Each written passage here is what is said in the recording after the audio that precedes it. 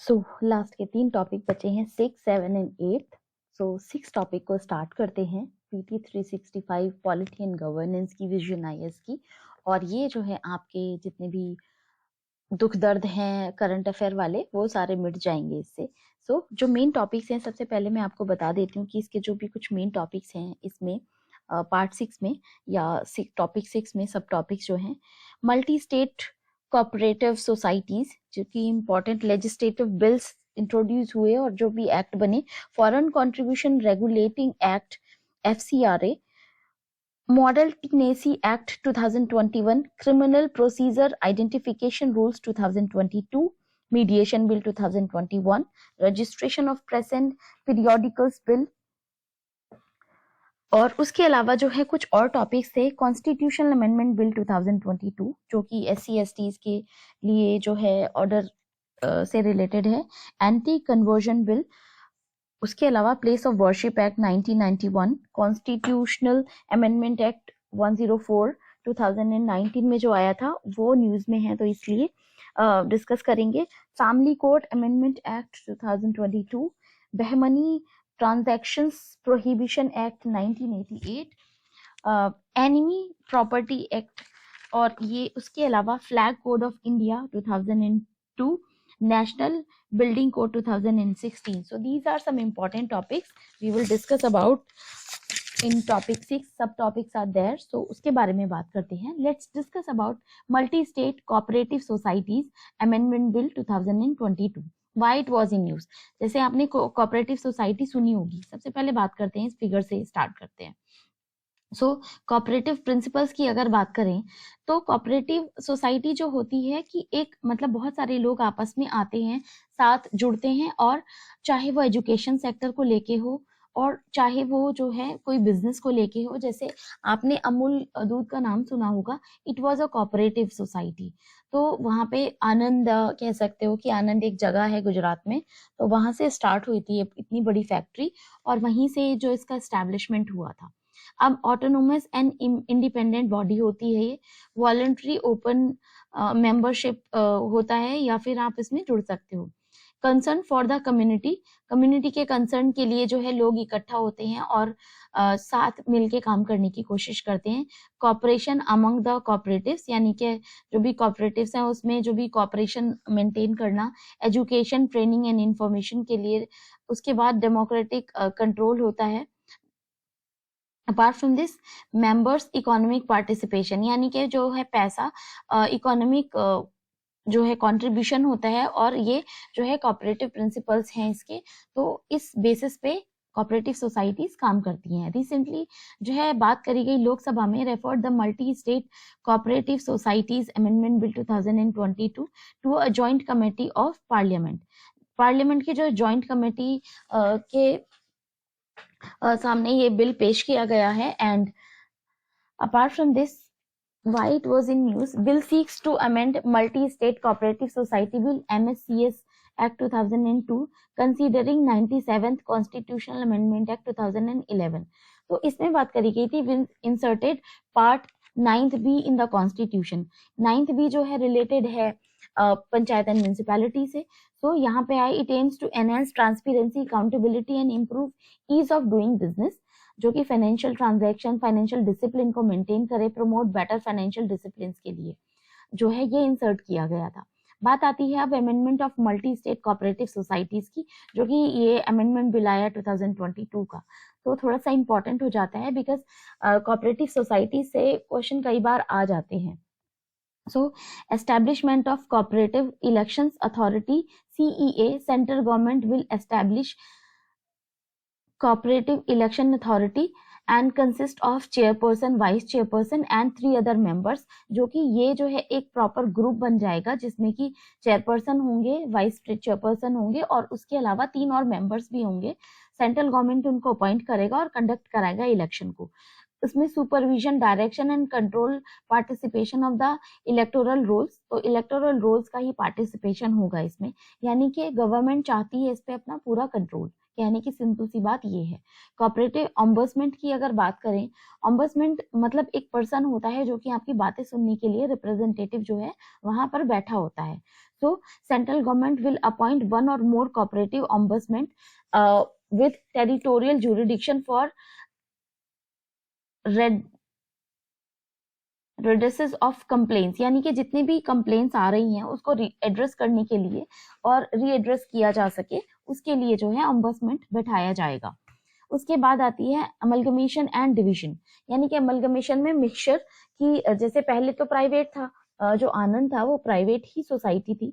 उसके बाद जो भी बहुत सारे गवर्नमेंट रेस्ट्रिक्शंस आ जाती हैं या फिर उसके बाद रेगुलेशंस आप कह सकते हो, तो allow cooperative society registered under state laws, state law के अंडर उनको रजिस्टर करना and to merge into a existing MSCS, यानी कि रजिस्टर्ड एमएससीएस में जो है उसको रजिस्टर किया जाए। At least 2/3 of the members of the cooperative society present and vote at a general meeting must pass a resolution to allow such a merger, यानी कि कोई भी मर्जर हो कोऑपरेटिव सोसाइटीज का तो 2/3 मेंबर जो है प्रेजेंट एंड वोट होना चाहिए।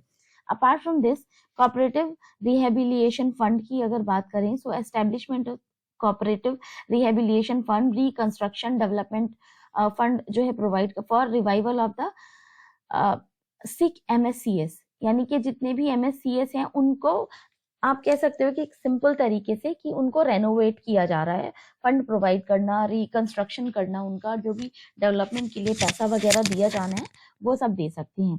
Amend composition board of directors जो है बिल मैंडेट इंक्लूड करता है schedule caste and schedule tribe members को, जिसमें कि 2 वुमेन भी होनी चाहिए, और इंक्रीज करता है पेनल्टीज फॉर ऑफेंसेस, यानी कि कुछ भी प्रॉब्लम होती है, failure to file any return information will be an offence, यानी कि जितने भी इंफॉर्मेशन वगैरह है उसको अगर फाइल नहीं करते हो तो ये एक पनिशेबल ऑफेंस होगा, फाइन होगा इसका 5,000 से 1,00,000 रुपए तक का, जो भी एक्सटेंड किया जा सकता है, it depends on. Concurrent audit की अगर बात करते हैं, सेक्शन 70A जो है ये इंसर्ट किया गया, and such multi state societies with an annual turnover or deposit of more than the amount as determined by the centre, यानी कि सेंटर डिटरमाइन कर रहा है और उसी के बेसिस पे जो है ये एनुअल टर्नओवर और डिपॉजिट वगैरह जो होंगे वो मेंटेन किए जाएंगे। कोऑपरेटिव सोसाइटीज की अगर बात करते हैं हम, तो कोऑपरेटिव सोसाइटीज एक वॉलेंटरी एसोसिएशन होता है इंडिविजुअल्स का, और जो कि सबकी कॉमन नीड्स होती हैं उसके बेसिस पे लोग एक साथ आते हैं और जो भी इकोनॉमिक ट्रांजैक्शंस करते हैं, अपना जो भी कंट्रीब्यूशन होता है वो देते हैं और एक कोऑपरेटिव सोसाइटी का फॉर्मेशन हो जाता है। इसमें जो है मेनली इसका जो एम है प्रोवाइड सपोर्ट करना मेंबर्स को, focus on interest of the peer sections of the society and through principles of self help and mutual help, यानी कि सपोज करो 4 लोग हैं, अब सपोज करो कि एक बिजनेस खड़ा करना है 5 लाख रुपए का, ठीक है, बट मेरे पास सिर्फ 2 लाख रुपए हैं। अब मुझे वो बिजनेस खड़ा तो करना है, अब आसपास के लोगों से अपने फ्रेंड सर्कल में बात करेंगे कि भाई मैं ये बिजनेस ओपन करना चाहती हूँ, तो क्या आप मेरे साथ आ सकते हो कि एक जो है कॉमन कोऑपरेटिव में आके और हम एक साथ बिजनेस करें। तो ये जो है साथ आके और उसको एक कॉमन टारगेट हो जाएगा सबका कि बिजनेस उनको भी करना है, उनके पास 1-1 लाख रुपए हैं, तो 4-5 लोग इकट्ठा होके आते हैं और ये जो है बिजनेस की जो एक्टिविटी है उसको कंप्लीट करने की कोशिश करते हैं। अब यहाँ पे जो बात आती है next, cooperative are state subject, तो यहाँ पे बात आती है कि कोऑपरेटिव जो है स्टेट सब्जेक्ट है। Subject of cooperative is mainly dealt with the state government and union territories administration, support and guidance जो है सेंटर प्रोवाइड करता है उसके लिए। उसके अलावा Maharashtra has the highest number of 567 cooperative societies, followed by Uttar Pradesh 147 है, दिल्ली में है 133, and apart from this among its 300 largest cooperative societies of the world, 3 societies of India namely Amul, IFFCO and क्रिबको, यानी कि सोचो कि 3 जो हैं बहुत बड़ी बड़ी सोसाइटीज जो हैं इंडिया में हैं, जो कोऑपरेटिव सोसाइटी है, अमूल है, इफको है और एक क्रिबको है। तो इफको तो जो भी फर्टिलाइजर वगैरह बनाती है, अमूल दूध बनाता है, और क्रिबको भी इसी तरह से है, ठीक है। So multi level cooperative societies की अगर बात करें 2002 में आई थी, अब यहाँ पे जो है कुछ पॉइंट्स हैं उसको डिस्कस करते हैं। 2002 में जो ये इनेक्ट किया गया था, consolidation and amendment law relating to the cooperative societies, इसके कुछ कुछ लॉज हैं, कुछ पॉइंट्स बने। Object not confined to one state and serving interest of the members in more than one state, facilitate voluntary formation and democratic functioning of cooperatives as people institution based on self help group या mutual जो भी उनकी understanding है उसके हिसाब से लोग आते हैं, काम करते हैं। अगर उनको चीजें नहीं सही होती तो ये कोऑपरेटिव सोसाइटी है, आप उसमें अपना जो भी पैसे का जो भी लेन देन है उसको लेके एग्जिट भी किया जा सकता है accordingly. Enable them to promote their economic and social betterment, और प्रोवाइड फंक्शनल ऑटोनॉमी प्रोवाइड करती है कि भाई सारी चीजें बहुत अच्छे से सुचारू रूप से चलती रहें। अब आती है constitutional and legal provision cooperative society के लिए। 7th शेड्यूल में मेंशन किया गया है, जो कि स्टेट लिस्ट में 7 शेड्यूल में है कोऑपरेटिव जो फॉल्स होती हैं। उसके अलावा article 19 sub clause 1 sub clause C बात करता है, state shall endeavour to promote voluntary formation, autonomous functioning, democratic control of the professional management of the cooperative societies. Article 43B DPSP में है और बात करता है to make right to form cooperative societies a fundamental right and forming a corporation is a fundamental right under 97th constitutional amendment act 2011। Part 9B बात करता है, mainly it deals with the incorporation terms of members of board and its office bearer and office management for cooperative societies, जिसमें कि part 9 extended from article 243 ZH for article 243 ZT। तो ये जो है इससे रिलेटेड है 9th B से, तो ये पार्ट भी याद रखना है आपको, और शेड्यूल 7th में आती है ये भी याद रखना है आपको। और फंडामेंटल राइट्स तो आपको पता है आर्टिकल 19 और फंडामेंटल ड्यूटीज जो है, और DPSP में 43B आता है। So multi state cooperative society act 2002 में आया था। It provides the registration of the societies with operation in more than one state, यानी कि वन स्टेट से ज्यादा में ऑपरेशन के लिए जो है